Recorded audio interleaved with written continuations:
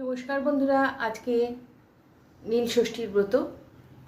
আপনারা দর্শন করছেন নীলকণ্ঠ মহাদেবকে। এই ছবিটি নীলকণ্ঠ মহাদেব অর্থাৎ হরিদ্বার থেকে যিনি নীলকণ্ঠ পর্বতে বিরাজিত সেই নীলকণ্ঠ মহাদেবের ছবি। এই নীলকণ্ঠ মহাদেব কণ্ঠে বিষ ধারণ করেছিলেন এবং পৃথিবীকে নির্বিষ করেছিলেন।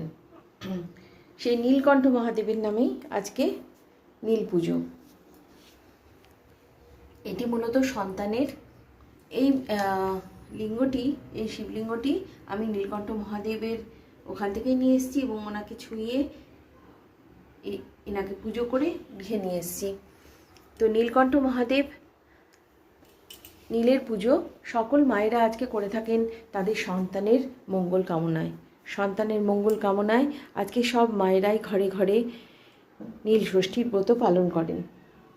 তো এই ব্রত সারাদিন উপবাস থেকে কথাতেই আছে, নীলের ঘরে দিয়ে বাতি জল খাও যে পুত্রবতী।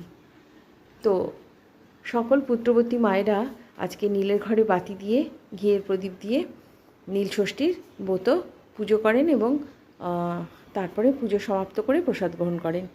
সারাদিন উপবাস থাকেন।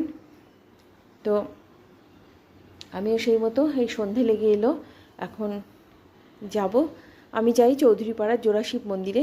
জোড়া শিব মন্দির চৌধুরীপাড়ায় বহু প্রাচীন একটি শিব মন্দির, টেরাকোটার কাজ করা, এখনও মন্দিরটি অক্ষত রয়েছে। এর ইতিহাস খুব একটা জানি না আমি, তবে খুবই সুন্দর, খুবই শান্ত স্নিগ্ধ পরিবেশ। সেখানে ভগবান দুজন শিব জোড়া শিব বিরাজমান সেখানে আমি দীর্ঘদিন ধরে পুজো করতে যাই। তো আজকের পুজোর উপকরণ হিসাবে আমি নিয়েছি 6টা ফল। এর মধ্যে আম রয়েছে, আর নিচে আতপ চাল, তিল রয়েছে, মোমবাতি, ধূপকাঠি, সন্দেশ, 6 রকম ফল, ফুল এবং আকন্দ ফুলের মালা, আর নিয়েছি ঘি, মধু।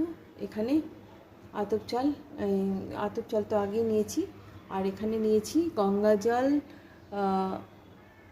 দই, দুধ, চিনি সব নিয়ে নিয়েছি। এখানে দক্ষিণাটা আলাদা নিতে হবে, দইটা আমি এর ভেতরেই দিয়ে দিয়েছি, আর ঘি মেদু রয়েছে।